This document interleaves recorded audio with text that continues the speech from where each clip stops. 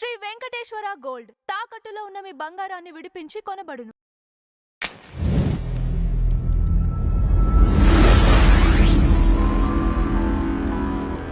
నమస్తే అండి, welcome to tree media. మనతో పాటు Bigg Boss fame RJ Shekar Basha గారు ఉన్నారు. నమస్తే అండి. నమస్తే మా. అశు రెడ్డి ఇన్సిడెంట్ మీకు తెలిసే ఉంటుంది. అయితే అసలు ఈ ఇన్సిడెంట్లో ఆవిడ మోసపోయిందా, మోసం చేసిందా, మీకు తెలిసిన వివరాలు ఏంటి?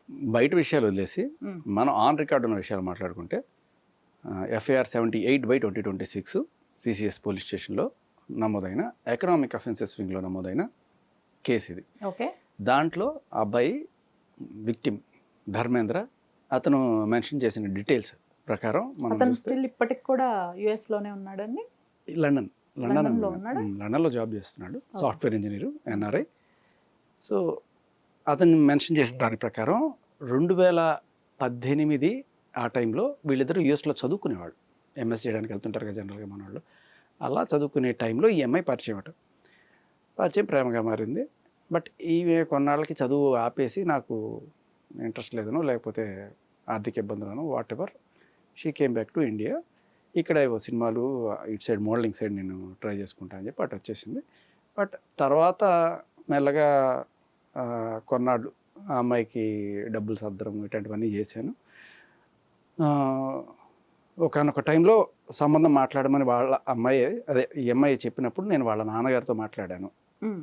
ఇట్లా ఈ అబ్బాయికి ఆల్రెడీ పెళ్ళయి డైవర్స్ అయింది. ఆ విషయం కూడా నేను వాళ్ళ నాన్నకి చెప్పాను.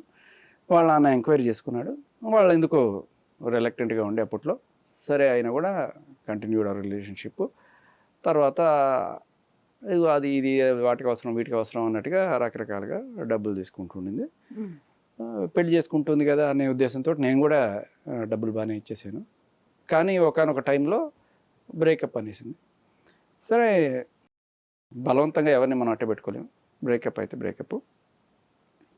సరే కానీ ఇప్పటిదాకా నేను ఇచ్చిన అమౌంట్ ఏదైతే ఉందో అది నాకు ఇచ్చేసి, అంటే తిరిగిన వాటికి వీటికి కాదు, సరదాగా సినిమాకి వెళ్ళారు లేకపోతే హనీమూన్కో లాగా అలా ఎక్కడికైనా వెళ్ళారు అటువంటి వాటి గురించి కాకుండా ప్యూర్లీ మనీ ట్రాన్సాక్షన్. నాకు అవసరం ఉంది అని చెప్పి నువ్వు తీసుకున్న డబ్బులు ఏవైతే ఉన్నాయో, ఇప్పుడు జనరల్గా వేరే వాళ్ళు అనుకోండి లెక్కపత్రం ఏదో తీసుకుంటాం, ప్రామిసరీ నోట్లు అట్లాంటివి తీసుకొని ఇస్తాం. ఇప్పుడు పెళ్లి చేసుకునే పెళ్ళాం అనుకోండి, ఎవరు తీసుకుంటారు? అడిగితే ఏంటి ఆ మాత్రం నమ్మకం లేదా అంటారు. సో ఆ కోణంలో అతను డబ్బులు ఇచ్చినట్టుగా చెప్తున్నాడు. అలా ఎంతో తేలింది, అలా ₹1,00,00,000 అయి ఉండొచ్చు, అంతకన్నా ఎక్కువ ఉండొచ్చు. మొత్తానికి ఒక 70 లక్షలు ఇస్తాను నీకు అని చెప్పి ఆవిడ సినీ నటి హేమ ద్వారా సెటిల్మెంట్ చేసుకున్నారట. అవునా అంటే ఆయన ఎఫ్ఐఆర్లో రాసిన మాట అది. ఇది క్రెడిబుల్లా కాదా అని చెప్పి మన జర్నలిస్ట్ మిత్రులు కొంతమంది ఆవిడకి ఫోన్ చేసి, అమ్మ మీకు ఈ అశు రెడ్డి ఇన్సిడెంట్ వచ్చింది కదా, దీని గురించి మేము మాట్లాడాలి అంటే, ఏంటండి అంటే మీరే సెటిల్మెంట్ చేశారట కదమ్మా అంటే, ఆమె అసలు నాకేం తెలియదు అనకుండా, అవునండి ఎప్పుడో జరిగిన మాట కదా, ఇప్పుడు ఏమైంది దానికి అంటే 2023 ఆ టైంలో జరిగిన మాటకి ఇప్పుడు ఏంటి అని ఆవిడ అడగడంతో ఓకే, సో ఆవిడ చేసింది అనే మాటకి అక్కడ ఇది వచ్చింది. సో ఏం చేసింది ఆవిడ, పోస్ట్ డేటెడ్ చెక్స్ ఈవిడతో ఇప్పించి, సరే నువ్వు పని చూసుకో ఆవిడ త్వరలోనే నీ డబ్బులు ఇచ్చేస్తుంది అని చెప్పి ఆ 70 లక్షలకి పోస్ట్ డేటెడ్ చెక్స్ ఏవో ఇప్పించింది. ఇప్పించిన తర్వాత మరి ఆవిడకి ఎవరు ఏ రకమైన సలహా ఇచ్చారో లేకపోతే ఆవిడంతటి ఆవిడే మారిందో తెలియదు. ఆయన ఎఫ్ఐఆర్లో మెన్షన్ చేసిన దాని ప్రకారం ఆవిడ నీ డబ్బులు నీకు ఇచ్చేసేయి అని చెప్పి చెక్స్ తీసుకొని డబ్బులు ఇవ్వకుండా చెక్స్ నుంచి ఇచ్చేసి అవతల పడేసిందట. సో తర్వాత గొడవ పెద్దదైంది. ఆవిడకి మెంటల్ డిప్రెషన్లోకి ఏదో వెళ్ళిపోయిందట. సరే ఆ డిప్రెషన్లో ఇటువంటి పనులు చేసింది బాబు అని చెప్పి వాళ్ళ అమ్మ ఏదో సర్ది చెప్పడానికి ట్రై చేసింది. సర్లేండి అని చెప్పి అతను కూడా సర్దుకున్న టైంలో మళ్ళీ ప్యాచప్, బ్రేకప్ కాస్త ప్యాచప్ అనుకున్నారు. మళ్ళీ కంటిన్యూ చేశారట. మళ్ళీ అలా చాలా రోజులు తిరుగుతున్న టైంలో ఈయన ఫ్లాట్ కొనియడం కానీ, ఒక 3 కోట్ల వర్త్ ఫ్లాట్, 5 కిలోల వర్త్ బంగారము, బోల్డెన్ ట్రాన్సాక్షన్స్, ఫ్లైట్ టికెట్స్, ఏం కావాలంటే ఇంకా లిటరలీ భర్తను ఎలా చేస్తారో అలాగే తీసుకుంది. తర్వాత రీసెంట్గా మళ్ళీ బ్రేకప్.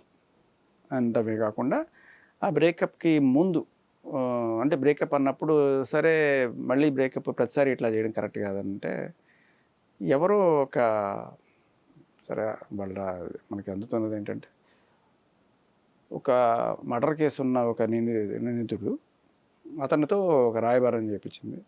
అతనితో రాయబారంలో ఆ అమ్మాయి నీకు పైసా ఇవ్వదు, ఏం బిక్కుంటావు బిక్కు, ఎక్స్ట్రా చేసావు అంటే నీ మీద కేసులు పెడతారు. నీ మీద ఈ మధ్యకాలంలో పెళ్లి చేసుకుంటానని ప్రామిస్ చేసి మోసం చేశాడని మన ఆరవ శ్రీధర్ కావచ్చు, ప్రతి ఒక్కళ్ళు కూడా ఇదే పెడుతున్నారు కదా. ఆ టైప్లో పెట్టాలి కేసు. నిజం చెప్పాలంటే పెళ్లి చేసుకుంటానని నేనేం మోసం చేయలేదు, రండి పెళ్లి చేసుకుంటాను అన్నాడు అనుకో, కేసు నిలబడదు కదా. సో ఆ కోణం అక్కడ పనిచేయదు. సో మేబీ అత్యాచారం చేశాడు, ప్రేమ పేరుతోటి నన్ను అక్కడికి ఇక్కడికి తిప్పి నాకు ఇష్టం లేకపోయినా కూడా, అంటే ప్రేమ పేరుతోటి మీరు ఊటీ కొడైకెనాల్ వెళ్ళొచ్చు, అక్కడ రూమ్ బుక్ చేసుకొని ఉండొచ్చు, కానీ ఆ టైంలో ఈవిడికి అనుమతి లేకుండా అతను అటువంటిది ఏదో చేశాడని కూడా కేసులు పెట్టే అవకాశాలు ఉంటాయి జనరల్గా. లేకపోతే కూల్ డ్రింక్లో మత్తు మందు కలిపి, చాక్లెట్లో మత్తు మందు కలిపి, ఇటువంటి ఎఫ్ఐఆర్లు చాలా మనం చూసాం కదా. ఇటువంటి కోణంలో ఏదో అయిపోద్ది నీకు, నీ మీద కేసులు పెడతారు అని చెప్పి అతను బెదిరించే ప్రయత్నం చేశారు. ఇది ఇప్పుడే కాదు, ఫస్ట్ నుంచి కూడా డబ్బులు అడిగిన ప్రతిసారి కూడా నీ మీద కేసులు అవుతాయి ఏమనుకుంటున్నావు అనే టైంలో నన్ను కేసులు పెడతామని బెదిరించారు అని చెప్పి కూడా రాసుకొచ్చాడు అతను. తర్వాత అది అయిపోయిన తర్వాత ఇంకా చూసి అతనే కేసు పెట్టాడు. అంటే ఈ అమ్మాయి సైడ్ నుంచి కంప్లీట్గా బ్లాక్ చేసేసి ఏ రకమైన రెస్పాన్స్ లేకపోయేసరికి అతను తర్వాత మనకు అందుతున్నది ఏంటంటే జయంత్ అనే ఒక అబ్బాయితో ఆవిడ ఆల్రెడీ చనువుగా ఉంటున్నట్టు, అందుకనే ఇతన్ని డంప్ చేస్తున్నట్టు. ఇది ఆల్రెడీ ఎప్పటి నుంచో సాగుతుంది, అది దాచిపెట్టి ఊరికి డబ్బు కోసం మాత్రం నన్ను ఇట్లా వాడుకుంది. I'm a victim, honey trap ఇది. దీంట్లో ఈఎంఐ కాదు, వాళ్ళ అమ్మ, వాళ్ళ నాన్న, వాళ్ళ అక్కో చెల్లె మరి వీళ్ళందరూ కూడా ఇన్వాల్వ్డ్. ఎందుకంటే వాళ్ళ సిస్టర్కి 50 లక్షల రూపాయలు పంపించిన ట్రాన్సాక్షన్ కూడా అబ్బాయి పోలీస్ స్టేషన్లో ఇచ్చాడు. అండ్ వాళ్ళ నాన్నకి ఎప్పుడు కావాలంటే కొంత డబ్బులు, వాళ్ళ అమ్మకి కావాలంటే ఇలా వాళ్ళకి ఇచ్చిన ట్రాన్సాక్షన్స్ అన్నీ కూడా, అలాగే మెసేజ్లు, వాట్సాప్ మెసేజ్లు, ఇవన్నీ రిసిప్ట్స్, ఈఎంఐలు కడుతున్నది ఆ హౌస్కి, ఇవన్నీ కూడా ఇచ్చాడు. సో జనరల్గా ఇది మామూలుగా ప్రేమలో ఉన్నప్పుడు నువ్వు నాకు ఖర్చు పెట్టచ్చు, నేను నీకు ఖర్చు పెట్టచ్చు, కానీ ఒక స్టేజ్, దానికి కూడా ఒక హద్దు ఉంటుంది. అది దాటి మితిమీరిపోతే అది కూడా వన్ సైడెడ్గానే కనబడుతుంటే అది ఏదో ప్రేమలో ఉన్నట్టు కాకుండా ఎక్స్ట్రాషన్ లాగానే చూస్తారు. అది కూడా ఒక లిమిట్ అనేది 80 లక్షలు దాటిన ఏవైతే ఉంటాయో వాటిని ఎకనామిక్ అఫెన్సెస్ వింగ్ పరిధిలోకి వస్తాయన్నమాట. సో అందుకనే అక్కడ నమోదైంది. దిస్ ఈజ్ 9.3 crores కాబట్టి 80 లక్షల లోపు అనుకోండి, ఏముందిలే తిరుగుంటారులే అనే కోణంలో సర్దేయచ్చుట. నేను విన్నది ఒక లాయర్ ద్వారా నేను తెలుసుకున్నది. బట్ 80 లక్షలు దాటినవి వీళ్ళ పరిధిలోకి వస్తాయి. జనరల్గా సెటిల్మెంట్ జరుగుతుంది. నువ్వు తీసుకున్నావు కదా, తీసుకున్నావు ఇచ్చేసేయి, అబ్బాయి కేసు విత్డ్రా చేసుకుంటాడు. ఎందుకంటే ఇప్పుడు పెట్టిన సెక్షన్ ఏంటంటే 420 చీటింగ్. ఇప్పుడు బిఎన్ఎస్లో 318 ఏదో అంటున్నారు కానీ, but basically that is 420 case. దీనికి 7 ఏళ్ళ వరకు జైలు శిక్ష. సో 7 ఏళ్ళు ఉంది కాబట్టి అరెస్ట్ చేసే అవకాశాలు కూడా ఉంటాయి. సో ఇమీడియట్గా ఈవిడకున్న ఆప్షన్ ఏంటి అంటే యాంటిసిపేటరీ బెయిల్ అప్లై చేసుకున్నట్టుంది. అండ్ దాంతోపాటు క్వాష్, ఈ కేసుకి నాకేం సంబంధం లేదు, ఇది కొట్టేయండి అని చెప్పి. ఇది జనరల్గా ప్రతి ఒక్కళ్ళు పోయేదే, అవుతుందో లేదో తెలియదు, బట్ క్వాష్కి వెళ్ళింది. సో క్వాష్కి వెళ్ళింది, అదే తెలుస్తుంది. నిన్నో ఇవాళ తెలిసింది నాకు. అండ్ వాళ్ళ ఫాదర్ కూడా బయటికి రావటం, దీంతో మాకు ఎలాంటి సంబంధం లేదు అని చెప్పేసి అతను కూడా ఒక వీడియో చేయటం చూసాను. సో ఆయన బయటికి రావడం వల్ల కొన్ని సాక్ష్యాలు బయటకు వచ్చినాయి. ఓకే, అసలు ఈ అబ్బాయికి నాకు ఏ సంబంధం లేదని చెప్పి కూడా నిజంగానే ఉంది అనేది ఆయన ఎస్టాబ్లిష్ చేశాడు. అండ్ ఇంకొకటి కూడా, ఈ వీళ్ళ నాన్న ఇంటర్వ్యూ కనుక బయటికి వచ్చి ఉండకపోతే వీళ్ళు ఈ అబ్బాయిని మేము ఎందుకు వదిలేసాము అంటే, ఈ అబ్బాయికి ఆల్రెడీ పెళ్ళయిందనే విషయం మా దగ్గర దాచిపెట్టి నన్ను పెళ్లి చేసుకోవడానికి ట్రై చేశాడు. అది తెలిసి నేను వదిలేశాను అనే మాట ఈవిడ చక్కగా తీసుకొని ఉండేది. బట్ వాళ్ళ నాన్నగారు ఏం చెప్పారు ఇంటర్వ్యూలో, పెళ్ళయింది, డైవర్స్ అయిపోయింది అనే విషయం మాకు చెప్పాడు. అప్పుడు నాకు ఇష్టం లేదు, ఇటువంటి వాడిని మనం చేసుకోవద్దు అని చెప్పి నేను గట్టిగా చెప్పిన నేపథ్యంలో వాళ్ళ అమ్మ దాన్ని వినకుండా పెడచవన పెట్టి ఈ రిలేషన్ కొనసాగించింది. సో ఇప్పుడు వీళ్ళకి ఈ డిఫెన్స్ పోయింది. ఇప్పుడు రేపు కోర్టులో అతనికి పెళ్ళయింది, అతను ఇంతకుముందు ఆవిడని కూడా బ్రూటల్గా అది చేశాడు కాబట్టి అది తెలుసుకొని నేను భయపడిపోయాను, నేను ఎందుకు అని కొత్తగా తెలిసిందని చెప్పడానికి ఆ డ్రామాలు చల్లవు ఇప్పుడు. ఎందుకంటే వాళ్ళ నాన్నే డైరెక్ట్ సాక్ష్యం, ఆ ఇంటర్వ్యూనే సాక్ష్యం. ఇప్పుడు దీనికి తోడు పాపం వాళ్ళ నాన్న నిజంగానే అమాయకత్వం బయటపడింది అక్కడ. నా కూతురు అమాయకురాలంటే ఆ అమ్మాయికి ఏం తెలియదు అంటూనే ఒక పక్క అంతా నేపం అంతా వాళ్ళ అమ్మ మీద పెట్టడానికి ట్రై చేశారు.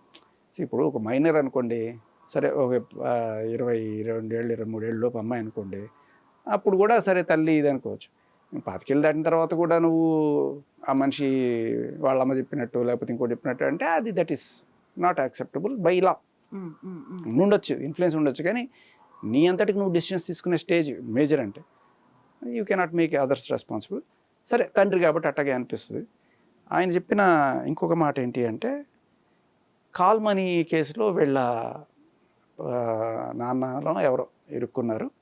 ఆ డీటెయిల్స్ నాకు తెలిసిన తర్వాత, అంటే కాకినాడ సంబంధమో లేకపోతే ఏదో అని చెప్పి కాకినాడలో నేను ఎంక్వైరీ చేశాను వీళ్ళ గురించి. ఎంక్వైరీ చేసినప్పుడు ఆ అబ్బాయి గురించి నాకు మంచి రిపోర్ట్ రాలా. వాళ్ళ నాన్నకి సంబంధించిన ఏవో కేసులు ఉన్నాయి, కాల్ మనీ కేసులు ఉన్నాయి అంటే, సరే తండ్రిది ఏముంది, కొడుకు మంచివాడు కదా, కొడుకు చక్కగా సాఫ్ట్వేర్ ఉద్యోగం చేసుకుంటున్నాడు, అతనికి ఇవేమి ఉండవు కదా అంటే, అతనికి ఆల్రెడీ ఇట్లా పెళ్ళయింది, డైవర్స్ కేసులు ఉన్నాయి అని చెప్పి కూడా చెప్పారు. ఈ అమ్మాయి చదువుకోవటానికి కూడా అక్కడికి వెళ్ళిందా అండి అశ్వరెడ్డి? అమెరికాలో వీళ్ళిద్దరికి పరిచయం, చదువుకోవడానికి వెళ్ళినప్పుడే అక్కడ పరిచయం ఎంఎస్లో. సో ఇక్కడ మనం చూడాల్సింది ఏంటంటే, జనరల్గా అమ్మాయిలు ఎవరన్నా సరే, అమ్మాయిలైనా అబ్బాయిలైనా కూడా, వాళ్ళు ఫస్ట్ టైం పెళ్లి చేసుకోవడం అనుకుంటే ఆల్రెడీ పెళ్ళైన వాళ్ళను డైవర్సీలను చేసుకుందానికి చాలామంది మొగ్గు చూపించరు, అవును, అమ్మాయి అయినా అబ్బాయి అయినా. బట్ ఇక్కడ ఒక ఇంటెన్షన్ మనకి ఏం కనబడుతుంది అంటే, లైక్ ఈజ్ ఏ మిలీనీరో బిలీనీరో అయ్యింది అనుకోండి, అప్పుడు అతనికి డైవర్స్ అయిందా, అతను అంతకుముందు పెళ్ళని కొట్టాడా, ఇవన్నీ కూడా పక్కకి వెళ్ళిపోతాయా, అదేనా అనిపిస్తుంది. ఎందుకంటే ఈ అమ్మాయి అందగత్తే, చదువున్న అమ్మాయి, అంటే ప్రేమ గుడ్డిది, ప్రేమ వయసు చూడదు, కులం చూడదు, మతం చూడదు, ప్రేమ పెళ్ళిని చూడదు, ప్రేమని చూడదు, అవతల వాళ్ళకి ప్రేమ ఉన్నా పర్లేదు, పెళ్ళైనా పర్లేదు, డైవర్స్ అయినా పర్లేదు, ఏమైనా పర్లేదు, అంత గుడ్డిదా, లేదు తెలివిగా డబ్బులు ఉన్నాయి, నేను సెటిల్ అవుతాను లైఫ్లో అనే కోణంలో డైవర్స్ అయిన వాడిని కూడా చేసుకోవడానికి వెళ్ళారా. సో ఈ కోణంలో కూడా అక్కడ ఖచ్చితంగా వాదనలు జరుగుతాయి. ఎందుకంటే ఆవిడకి ఏ రకమైన లోపాలేం లేవు, చక్కగా బిగ్ బాస్ కూడా వెళ్ళి వచ్చింది, అంతా ఇది ఉన్న ఆవిడ పెళ్ళి డ్రైవర్స్ అయిన వాడిని చేసుకోవాల్సిన అవసరం ఏమొచ్చింది, if not for good settled amount are love, విపరీతమైన లవ్ ఉండాలి, లేకపోతే. కానీ అతను చెప్పాడు స్టిల్. ఇక వీళ్ళ నాన్న చెప్పిన దాంట్లో అదొకటి కాల్ మనీకి సంబంధించిన. అంటే అటు సైడ్ నుంచి వాళ్ళ ఫాదర్ కూడా మాట్లాడటం జరిగింది కదండి. వాళ్ళ ఫాదరే కేసు పెట్టారు, ఈ ధర్మేంద్ర వాళ్ళ నాన్నే కేసు పెట్టారు ఇతని తరపున. ఇప్పుడు ఏంటంటే నేను చూస్తున్నది మన ప్రస్తుతం ఉన్న ఇండియన్ లా, మన భారతీయ న్యాయ సంహిత, అలాగే మన పోలీసులు వ్యవహరిస్తున్న ప్రస్తుతమైన చట్టాల ప్రకారం ఏంటంటే, చాలామంది ఇట్లా అబ్బాయిలు ఎవరైతే మోసపోతున్నారో వాళ్ళు వెళ్ళి ఎప్పుడైతే పోలీస్ స్టేషన్లో కేసులు పెట్టడానికి వెళ్తున్నారు, ఈయన పెద్ద అమౌంట్ కాబట్టి ఈఓడబ్ల్యూ వింగ్కి వెళ్ళింది, మామూలుగా మీరే పంజుగుట్ట పీస్లోనో లేకపోతే ఎస్ఆర్ నగర్ పీస్లోనో వెళ్ళి ఇట్లా నన్ను ఒక అమ్మాయి మోసం చేసిందండి, నేను ఒక 5 లక్షలు 10 లక్షలు కూడా ఖర్చు పెట్టాను ఆ అమ్మాయి కోసం అని చెప్పి అంటే, నువ్వు అమ్మాయిని ఎంజాయ్ చేసావుగా, అమ్మాయితో ఉన్నావుగా అంటే ఇది ఏమన్నా వ్యభిచారమా అంటే, వాళ్ళు తీసుకునే ఇది కూడా అలాగే ఉంటుంది అనమాట. సో అమ్మాయిని వాడుకున్నావు, దానికోసం నువ్వు ఖర్చు పెట్టావు, ఇప్పుడు వచ్చి నా డబ్బులు నాకు ఇప్పించండి అన్నా కరెక్ట్ కాదు అనే కోణంలో వీళ్ళు చెప్పుకొస్తారు. సో ఇది పరిధి దాటింది, 80 లక్షల పరిధి దాటిన నేపథ్యంలో ఇది ఖచ్చితంగా దీంట్లోకి వచ్చింది. 80 లక్షల వరకు యూజ్ చేసుకోవచ్చు. అట్లా కాదు, 80 లక్షల తక్కువ ఉండేది ఈఓడబ్ల్యూ వింగ్కి రాదు. ఓకే, ఒకవేళ మనకి చిత్తశుద్ధి ఉన్న ఆఫీసర్లు ఎవరైనా ఉంటే వాళ్ళు దీన్ని 420 కింద బుక్ చేస్తారు. ఇక్కడ ఇటువంటి అబ్బాయిలు ఎవరైనా సరే వెళ్తే వాళ్ళకి జనరల్గా పెద్ద న్యాయం జరిగే అవకాశాలు లేవు మనకున్న చట్టాల ప్రకారం. వాళ్ళు పోలీసులు అంతకుమించి ఏం చెప్తారంటే, నువ్వు ఉన్నావు, తిరిగావు, ఎంజాయ్ చేసావు, ఇప్పుడు వచ్చి డబ్బులు కావాలంటే ఎట్లా అంటే, సార్ తిరిగిందానికి నేనేం అడగట్లేదు, సినిమాలకు వెళ్ళిన దానికి నేను అడగట్లేదు, టూర్కి వెళ్ళిన దానికి నేను అడగట్లేదు, బట్ లిటరలీ డబ్బులు తీసుకుంది, దానికి సంబంధించి ఇప్పించండి, అటువంటి ఏదైనా ప్రూఫ్లు ఉంటే నువ్వు చూపించి దానికి తగ్గట్టు ఏమైనా అడగచ్చు.